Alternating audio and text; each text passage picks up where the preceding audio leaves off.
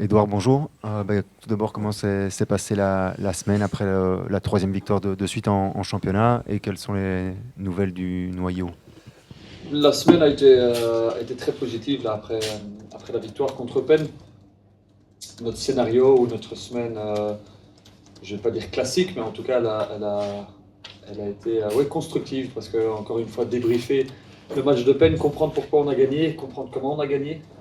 C'était peut-être un match un peu différent des autres dans la manière dont on a géré le match de façon mature, de façon très sérieuse et d'avoir pu attendre le bon moment pour gagner le match. Euh, donc voilà, cette période, ces quelques jours-là d'abord d'analyse au niveau du staff, de débriefing entre nous et puis de partage avec les joueurs qui a été, comme je dis, constructif. Et puis toute l'attention s'est tournée vers Union dès mercredi. Et là aussi, être certain qu'on connaît toutes les forces et faiblesses de l'Union, de comprendre pourquoi elle est si forte cette saison, cette équipe, euh, d'identifier quels sont les scénarios de match possibles, et puis commencer à nous préparer à ça, de partager tous ces scénarios avec les joueurs, parce qu'on veut toujours que les joueurs soient le plus... c'est pas juste une question de leur donner des informations, et puis voilà, non, on veut vraiment les impliquer dans cette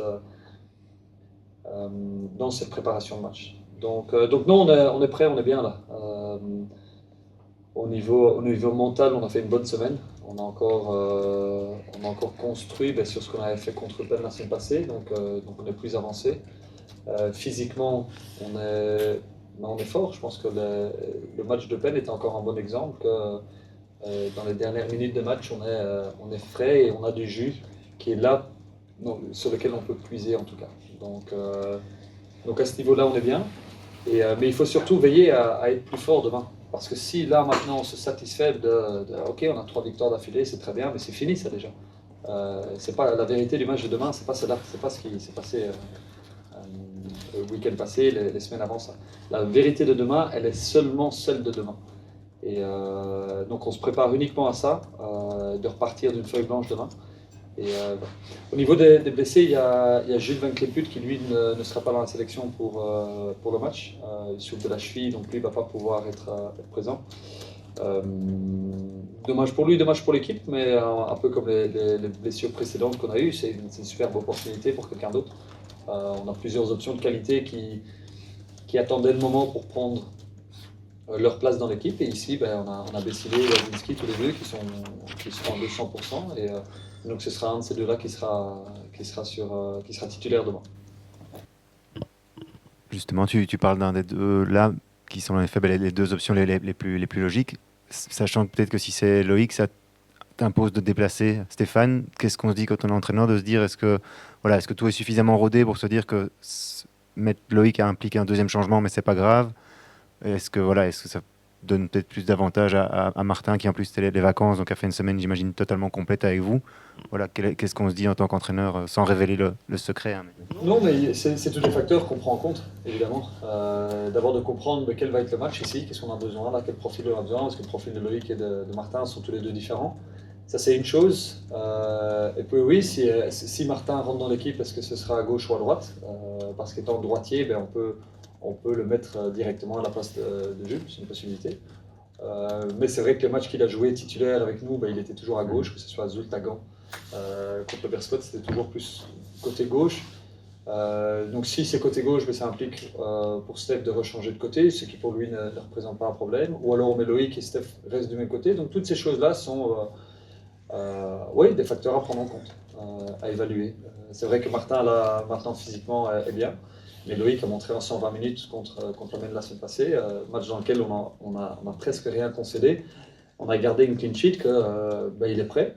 Et s'il rentre de l'équipe, c'est tout bénéf parce qu'il apporte une grande qualité défensive, il apporte de la puissance et il apporte un certain calme encore à l'équipe qui fera du bien. Bonjour Edouard. Au niveau de l'adversaire, on parle bien sûr beaucoup du duo Undav-Vanzer, mais toi aussi qui avantage souvent le collectif, quels sont les autres dangers de l'Union à assimiler pour demain?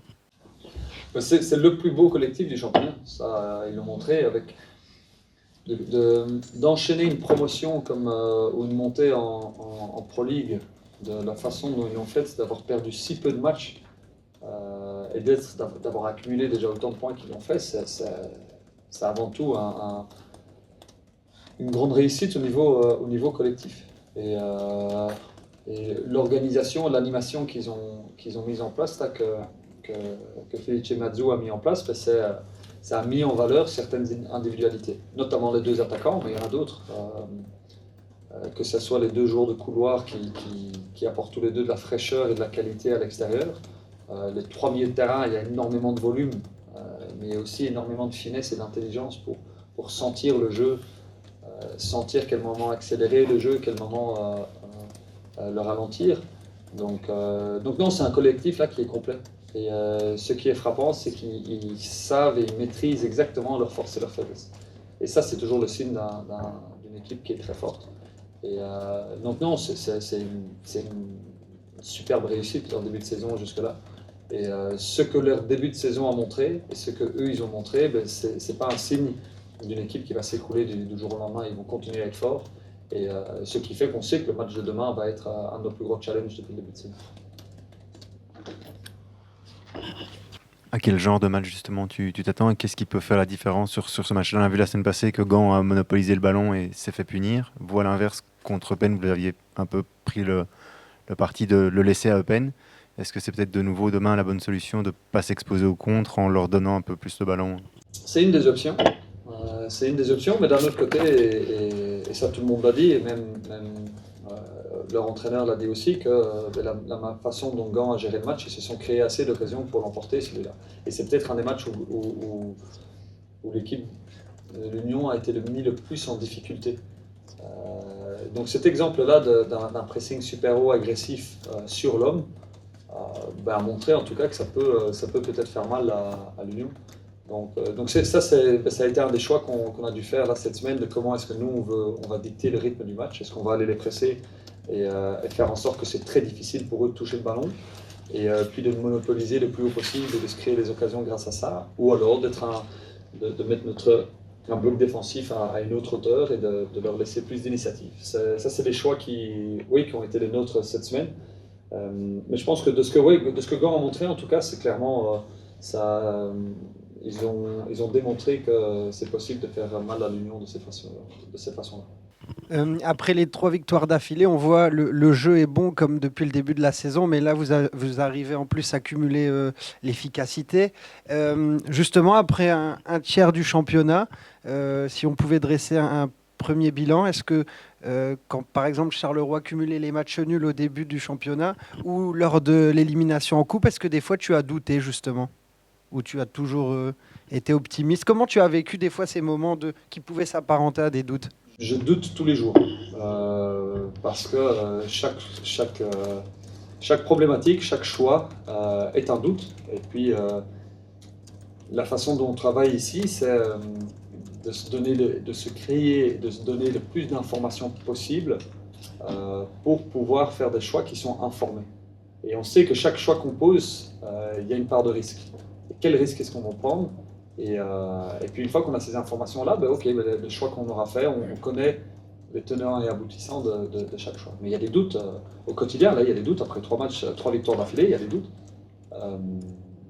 Mais ces doutes-là sont positifs parce que c'est des doutes qui empêchent justement cette satisfaction de la situation, de se dire ah oui c'est top, on vient de gagner 3 matchs d'affilée, mais on n'a rien encore. Donc c'est pas le moment maintenant de faire un bilan, on fera un bilan après les 34 matchs de la saison. Ce moment-là sera le bon moment de faire un bilan. Là, maintenant c'est encore beaucoup trop tôt, l'équipe est encore en construction, l'équipe évolue, apprend et se développe de match en match. Donc le chemin est encore très très long avant d'arriver là où on veut arriver. Mais non, donc oui, tous les jours il y a des doutes, mais je suis, à titre personnel, je suis quelqu'un de toujours très optimiste. Donc ça c'est ma nature. Et le staff est composé de façon équilibrée. Donc on a des gens dans le staff qui sont optimistes, d'autres qui sont plus sceptiques. Et donc ces échanges-là au sein du staff sont super riches et nous permettent de prendre, je pense, encore une fois, cette idée de prendre les décisions qui sont les plus informées possibles.